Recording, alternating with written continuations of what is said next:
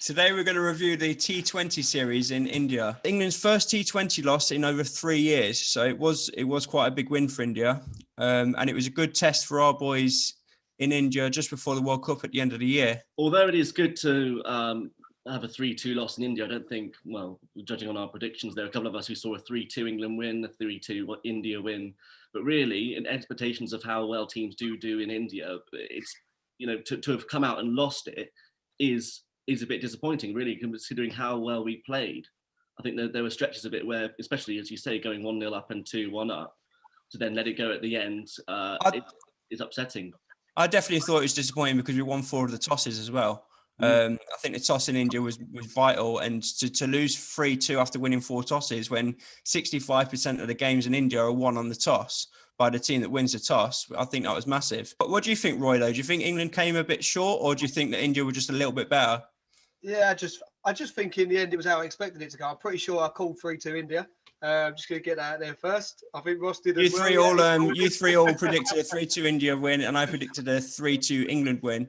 So yeah, you guys got it correct. I think it was literally, it's one of those things, wasn't it? I mean, we started on the same euphoria as the test matches, winning the first one, and we was all, like, oh, God, how well we're playing, but we was never tested. And when we finally did get tested in the last 2, the previous 2, we didn't have enough answers to India's skill with the ball and certainly with the bat. I mean, looking at the game yesterday, obviously Kohli decided just to throw a spanner in the works completely and say, you know what, I'm going to open the batting with Rohit, and why not? And everyone knows, Ross, as a Mumbai Indian fan, you can't let Rohit get away the way we did. As soon as he got away, when he's in free flow, I mean, what a terrific batsman he is to watch. He's absolutely stunning on the eye. And then Kohli's just going to sit there and go, you know what, I'll just play the anchor and I'll just hold my bat right through the innings. And ultimately, it was just too much of it. It was a big ask for England to try and chase that. Completely agree with you, Roy, there, mate. Rohit Sharma, I mean, it's one of my heroes. As you know, I've been following him now for 5-6 years. One thing about Rohit Sharma, he starts slow, and that's it. He can knock you for 20 and over. Kohli, absolute masterstroke to open. I think he's done a similar tactic with Bangalore in previous seasons, and that's worked out well, playing with A.B. de Villiers and Chris Gale. I just think I've got to say we did hold our own with India in the last game. It could have easily have gone in our way. We were looking at 12s and over for the whole game. And at one point we got that down to about 10.5, 11 and over required. But I think for me, the game changer yesterday was Kumar, the Bhuvaneshwar Kumar. I mean, he returned figures of 2 for 15 off his 4 overs, and on an absolute batting friendly track, that was the game. That was it for me. It was that. If his other 2 overs had gone for say 12 and over, it could have been a completely different outcome. Morgan didn't stand up yesterday. They were disappointing in their batting display. In the end, we did fall remarkably close with Sam Curran coming in at the end and smashing 14 off 3 balls. 15th over, the game was dead. Yeah, too much to chase. Yeah, do you guys think we need to tinker a little bit with the system? Because India tinkered a bit throughout the series and it worked for them in the end. And the only thing that we've changed recently really was we put Butler higher up the order, was that you have your best, most destructive batsman in early, and he's averaged over 50 doing that for England. Do you guys think that maybe even someone like Morgan could do the same? Because at the moment, the last few games and recently, Morgan's been going out for low figures and he's been caught on the boundary a lot. Surely we want him in early when the fielding restrictions are there, so that Morgan can hit over fielders' heads onto the boundary and get 4s and 6s more often. I don't believe we lost the game through batting though. I actually believe we lost that game through bowling. And rightly or wrongly, Morgan decided once again to opt for one spinner. I know obviously, Rob, your views on bringing Moeen Ali are quite severe into the side, and maybe it was something that he could have done. I mean, even someone like David Malan could have turned his arm over for an over or 2. I think in the end we became too predictable. We got the length wrong completely. We bowled the wrong length, which obviously they put on such a massive score. And I think no matter what batsman you bring in, I mean, Butler done a terrific job, and so did Malan yesterday. And just a word on Malan as well. Under pressure going into that game yesterday, I thought he dealt with that fantastically. I mean, he knew he needed a knock, and he came out and played the kind of cricket that we know. I mean, Ross is a big fan as well. I know Ed's not as keen, but there's a lot that guy can do, and I thought he stood up yesterday and delivered. it's a testament to the selectors as well to have kept him in, and Morgan to have kept him in and given him that chance. I do agree with that. I do also claim that throughout the 5-match series as a whole, I have come up on top by saying that Milan, he's a one-dimensional player for me. He very, very good. He's one of the best in the world at chasing a low score. There's very little chance of England doing a similar collapse, because David Milan can come in there, he can face 10 to 20 balls, get set up, and then carry on. His strike rate in the first 20 balls is 121, but then after 20 balls, he then strikes at 190. But in T20, we know how fast it is. We know how Kohli coming in at third was just an absolute masterclass, banging 2s and 4s from the word go. It's too expensive to have David Milan and waiting for David Milan to come in there. And Ross has got the head shake on. He's got the head shake. He's proved it right yesterday by getting off and going early. But how many times can you say David Milan has done that? And also the other thing is he's wasting balls in the power play. He wastes up a lot of dot balls, about a hell of a lot of dot balls. Someone like Morgan coming in there, or Stokes, they're not going to do that. And I think Milan should be lower down the order, where he's not going to be a risk to putting the low order batsmen or even the bowlers under pressure early on, like Morgan is. Morgan, probably 2 out of every 3 games, is out early. He's putting the lower order under a lot of pressure. Milan won't do that. Milan will stand there and bat and defend, and he'll take on a few runs, and he'll get 20 off 20 balls. And that's what we need, someone like that to be stood next to Stokes at the other end, who's going to get the runs that we need when we're under pressure. I think we should bring Ross in. Ross is dying to have a go about Milan. Over to you, Ross. I just think all you guys are so wrong. Milan scored 148 runs in that series. Okay. He scored 5 scores, 24, 18, 14 and 68. Okay, now I don't see any of you slating Roy going out. His strike rate though. Roy. Sorry, not you, Roy. Jason Roy for going out for a duck yesterday. Why are you not saying anything about him? We've had other players that have gone for single figures. Milan in every score has at least scored double figures, and he scored over 15 in each of the games this season. Sorry, this There's so many dot balls in the opening 6 overs though, the power play. That's what does me in. Someone like Morgan or Bairstow, they're not going to waste those balls. So Kohli did the same. So Kohli starts with 1s and 2s, exactly like Milan. But the difference, and Kohli is exactly the same sort of player as Milan. He will be the anchor, and he will bang at the end. And that's what Milan was able to do yesterday. But he wasn't able to do that in the first 4 games. And when the pressure's on against these top bowlers in somewhere like India, I don't think Milan's the man to stand there. I don't want to see someone do it 1 in 4 unless it's going to be the World Cup final. I still think we're missing the point. We're missing the point of we're too expensive at the moment with the ball. You're talking about batting. We need to get our bowling system right. And I think Owen Morgan largely didn't tinker with the bowling. Tinker at all, did he? Yeah. No, not at all. And it's a question actually to any of you guys who want to answer it. Do you think we got enough from this series? Do you think England took away enough from this in terms of what we learned out in India? No. Yeah, I think we did. I think we did. Okay. I think it's good to see the players playing under pressure, and I think they did. Only losing 3-2, it was a tight match. It was good to see them play. But yeah, I'd definitely like to see 1 or 2 other players coming in. Livingston had a great big bash, and we had Moeen Ali. Didn't play in any. He played in 1 test, smashed out, and he didn't play in any of the T20s. What's the point in Moeen Ali even playing for England if he's not going to get the chances? Well, Tom, of the reserves, Tom Curran played once. That was the second match. Ali, Billings, Topley, Livingston, all unused. Yeah, the whole thing. Like, what was the point really in them? And Alex Hales isn't even in the reserves yet. I mean, he's got to come into it at some point. Let me ask you a question, Ross and Roy. Tell me what Ben Stokes' primary role for England is. Well, the guy just needs to face more balls, doesn't he? I mean, he's not, coming in when he needs 60 odd off 20 balls. You're not always gonna get across the line, especially with that level of bowling, that skill of bowling, as we spoke a moment ago, like Kumar bowling. And I mean, don't forget, we've still got people like Jadeja to bowl. Listen to the World Cup. We'll have Jadeja, we'll have Bumrah as well. Bumrah, You can't allow someone like Stokes. But the problem is, you've got people like Bairstow coming in. His form's not been great, to be honest. He's someone to me who's got quite a big question mark over his head at the moment. Bairstow. To answer your question, Ed, Ben Stokes is a tricky one. Obviously, we all know his ODI credentials, the World Cup last year, and what an anchor he's been there. And we also know how good he's been in tests when he's given time. For the Rajasthan Royals, Ben Stokes did open, and he's opened successfully for them. I'd be happy to try out Ben Stokes as an opener, but he's equally as good as a finisher. I don't know if he can be an opener because who'd you drop out then? Because Roy's fantastic and so is Butler. So unless you drop Butler down the order again, but Butler's had fantastic form opening. And I think Ben Stokes is easily the best finisher we've got. I mean, in all forms of the game. How many matches has he won for us pretty much single-handedly? Completely agree. So Ben Stokes has got to be a finisher for us because he's our best finisher. What about Ben Stokes, the bowler? Oh, yeah, I think when things are going badly, I think when he chips it down, you chuck Ben Stokes in and he delivers. He's had a good series with the ball. I don't think he's necessarily had a good series with the bat. Hasn't had enough balls to face.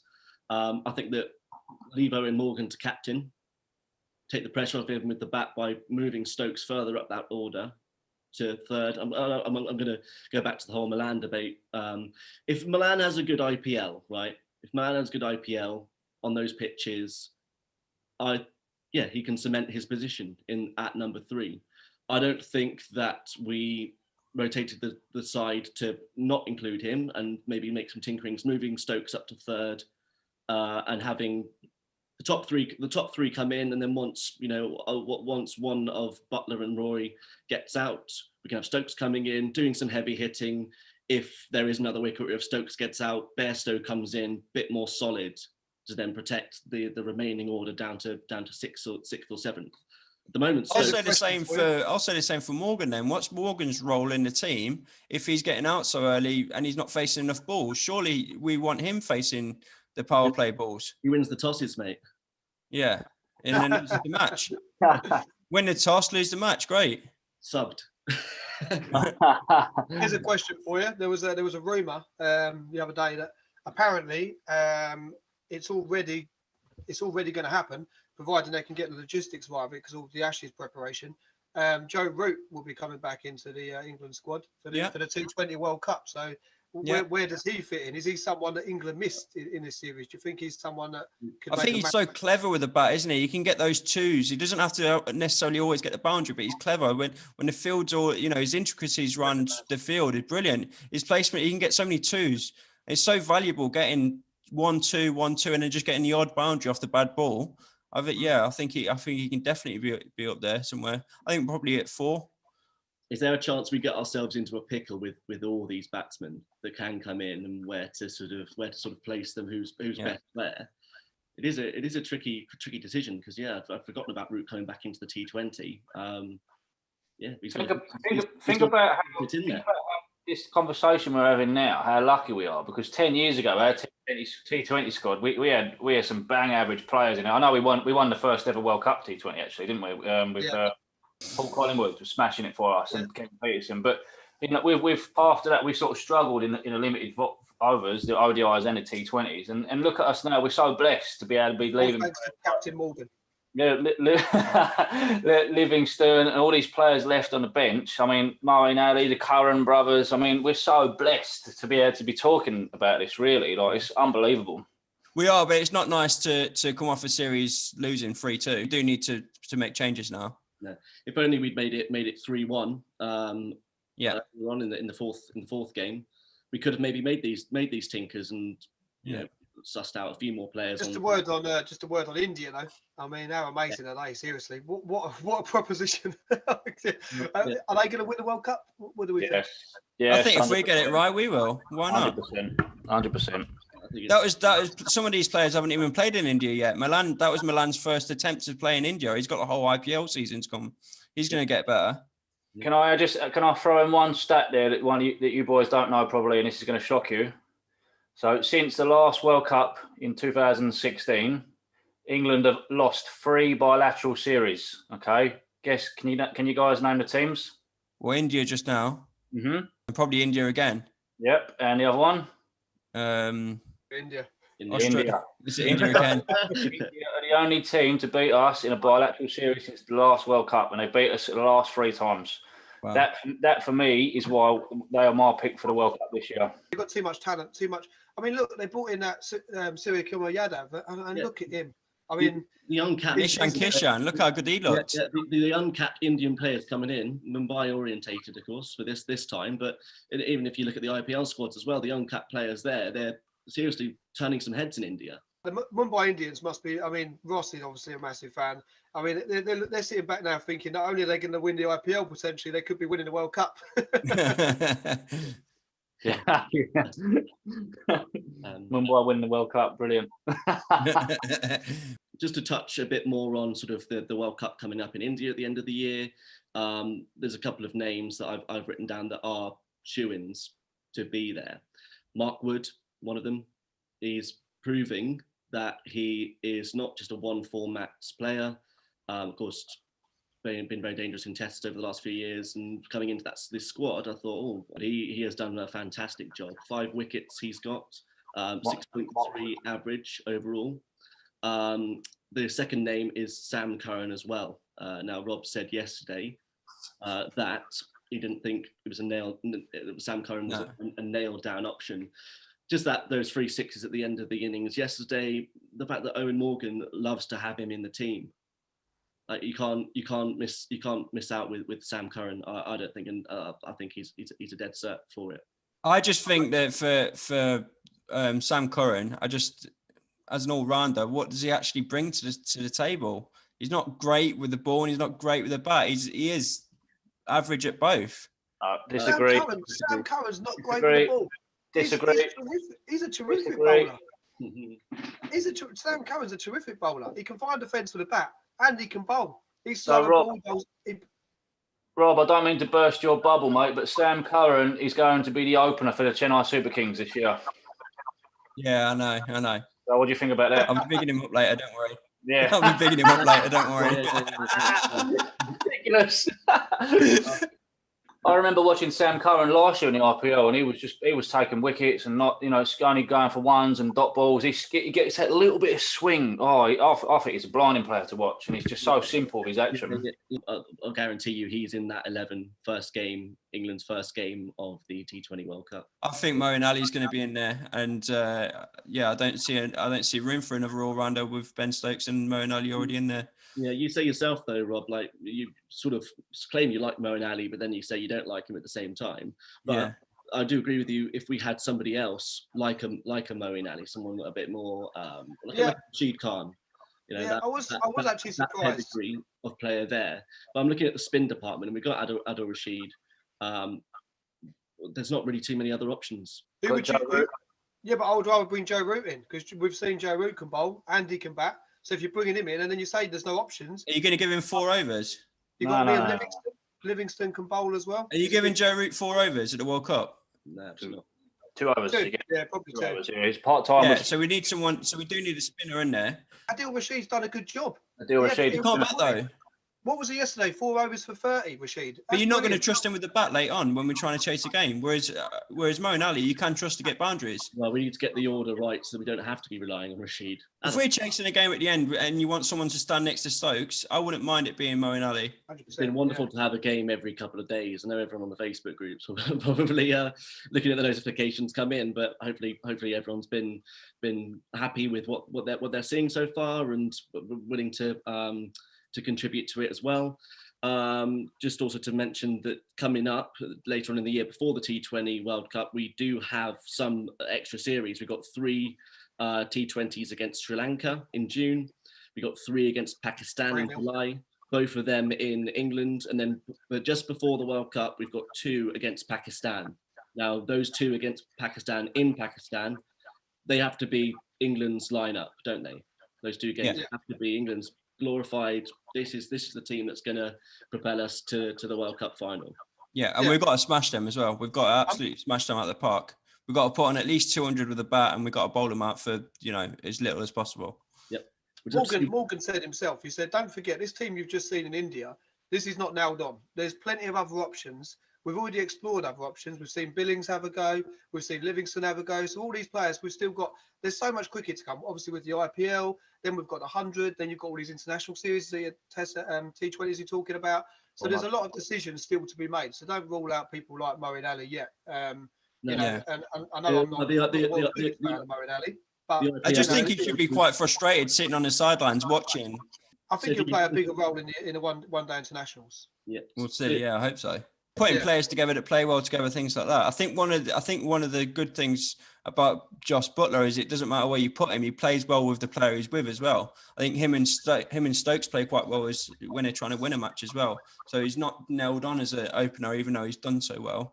You could then put him back down the order again. Morgan actually said himself, he said he was actually keen just to try and bowl better during power plays, like not be so expensive. And I think bringing Wood in certainly made a massive difference. Massive. Terrific. Obviously, in the last one was a bit of a batting road, so it was a bit more difficult. But yeah, bringing Wood in made a big difference. And Adil Rashid was bowling, first over and a second over the other day. So I think it was more about experiment at the minute. I think little tweaks were with the bowling, not so much with the batting. But like I say, there's so much cricket to come. All these players really now's the time to stand up and just start impressing Morgan. Hopefully, we'll see that then, because in a big bash over the season, Hales was a top run scorer. So hopefully, if you do play well, you do get put in the team. Yeah, that's a very average tournament, though. Just before I let you know. I'm sorry to go back to it again. David Malan playing for England in the T20 World Cup. First game up, GC David Malan playing at number 3. Oh. Yes, now done. Okay. I don't want him to. I want him lower down.